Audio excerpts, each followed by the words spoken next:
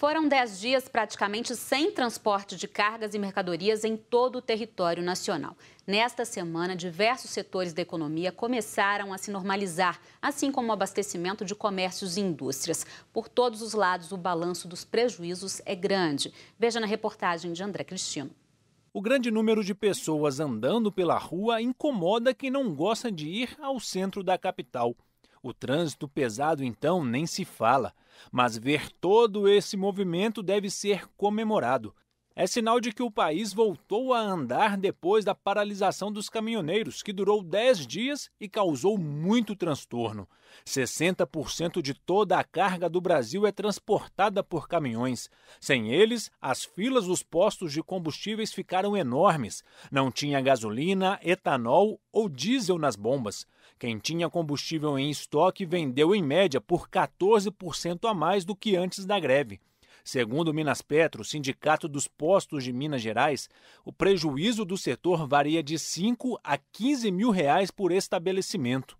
Com o fim da paralisação, as coisas vão voltando ao normal aos poucos. Mas alguns segmentos em que o preço disparou durante a greve, as coisas ainda não voltaram a ser como eram antes da paralisação. Os alimentos frescos, por exemplo, tem tido grande impacto no bolso do consumidor. Basta uma volta rápida pelo mercado central para perceber que ainda tem muito para melhorar. Tudo tá mais caro. A gente já tem ali já a quantidade de dinheiro para a gente comprar certas coisas, aí aumenta, aí já sai um pouco do orçamento da gente. Parece que o pessoal aproveitou um pouco e aumentou os preços gerais aí. As frutas e verduras que tinham sumido das prateleiras estão de volta. A batata, que sofreu aumento de 150% no preço durante a greve, já está custando quase o mesmo do que antes. Já o preço do ovo e das carnes está de 20% a 40% mais alto. Tivemos desperdício de produtos, tivemos prejuízos com mortandade de animais, com falta de insumos para alimentação do rebanho, por exemplo. Em 10 dias, 100 milhões de aves foram mortas por falta de ração. 120 mil toneladas de carne de frango e porco deixaram de ser exportadas. 300 milhões de litros de leite foram descartados. O rombo no setor do agronegócio gira em torno de 14 bilhões de reais e ainda vai demorar para o serviço ser normalizado. Algumas cadeias em torno de 2, 3 meses, mas a gente ainda deve ver vários reflexos desses prejuízos ao longo de todo esse ano. O comércio também foi muito afetado.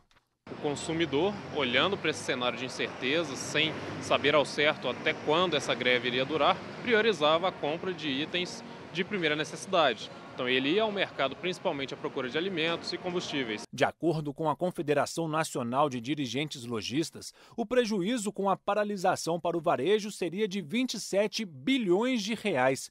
A FEComércio acredita que só em Minas foram quase 5 bilhões. O comércio ele conta aí com sazonalidades, datas comemorativas e ações promocionais para atrair esse consumidor que acabam alavancando o volume de vendas. Porém, recuperar esses milhões perdidos nesse período de greve é bastante complicado. As indústrias pararam a produção, já que não tinham como receber peças ou entregar os pedidos.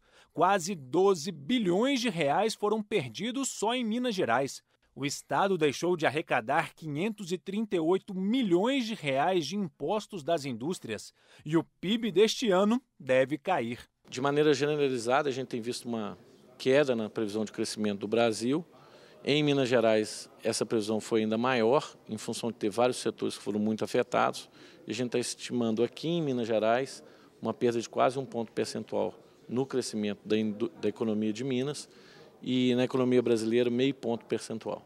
Apesar dos transtornos, a população apoiou o movimento dos caminhoneiros.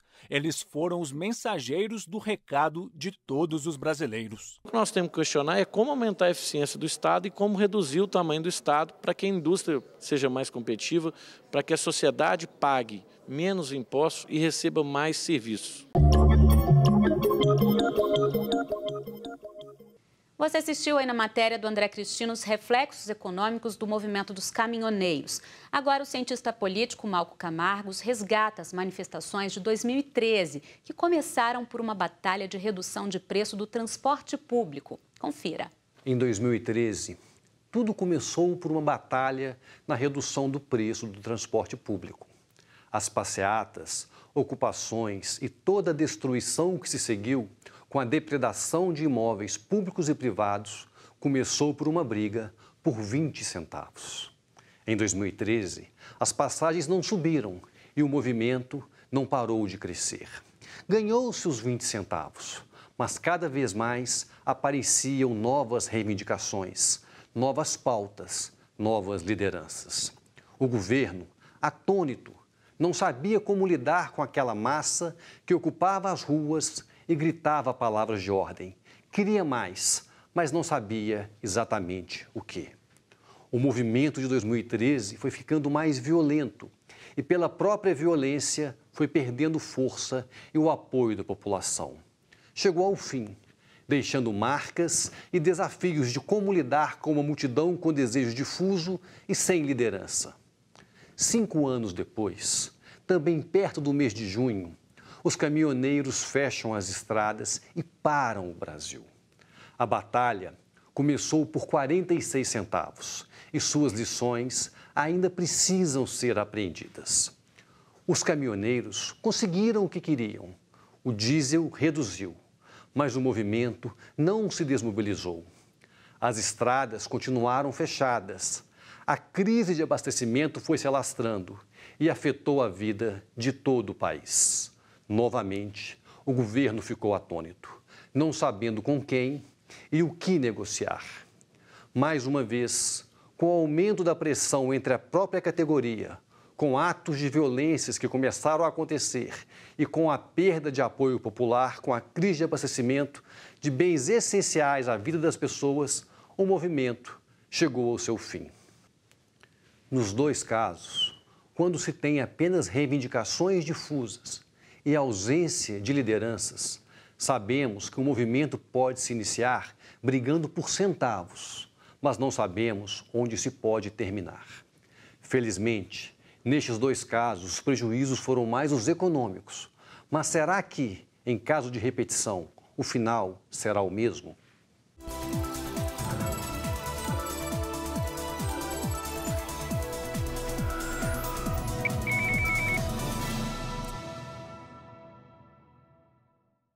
Os bispos do Regional Leste 2 da CNBB divulgaram mensagem para as eleições deste ano após a Assembleia no Santuário Basílica Nossa Senhora da Piedade. O texto prega esperança para o momento, apesar dos elementos negativos no cenário político nacional.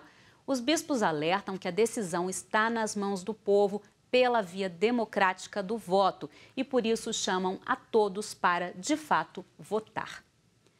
A mensagem fala da responsabilidade social pela escolha dos governantes que irão interferir de maneira decisiva na construção da nação nos próximos anos e pede para todos vencerem a apatia e a indiferença na hora da escolha, pois o voto é um compromisso social.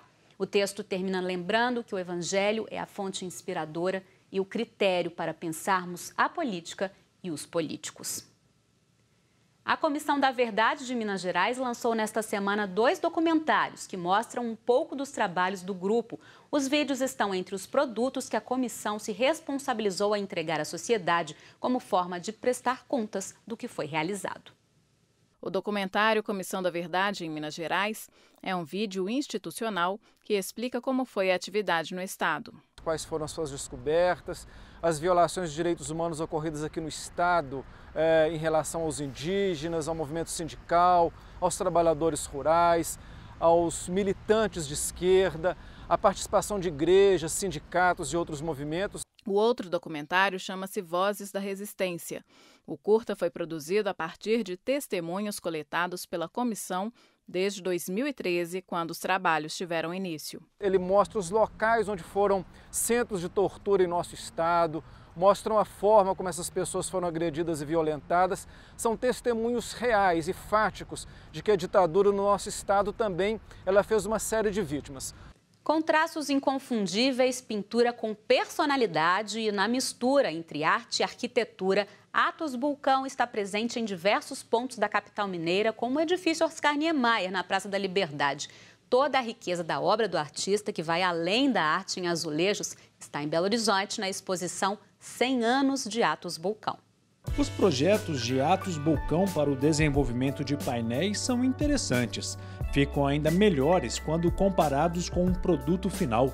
Os azulejos são apenas uma das facetas do artista. Esse Atos que se apresenta aqui hoje é um Atos que, além de ser um Atos modernista, mostra também outros lugares, né, por onde essa trajetória de vida do Atos permaneceu, né, durante esse tempo todo.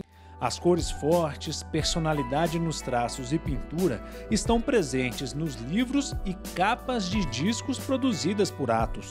Os croquis de figurinos para teatro, óperas, mostram seu lado estilista. Os quadros produzem um misto de sensações.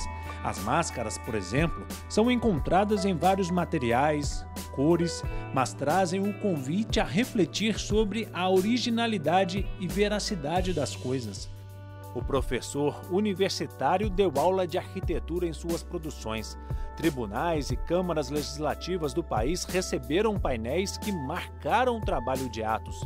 Em Belo Horizonte, ele auxiliou Cândido Portinari no painel de São Francisco de Assis, na Igrejinha da Pampulha. Também deixou sua marca no edifício Niemeyer, na Praça da Liberdade. Através de 300 obras, o público é convidado a conhecer e mergulhar na história e nos projetos desse artista. Além da visita mediada, a gente trabalha com lugar de criação. São processos onde o público é convidado a experimentar, né, mais plasticamente esse desejo pela cor e pelas formas desenvolvidas dentro do projeto Atos Bulcão, assim.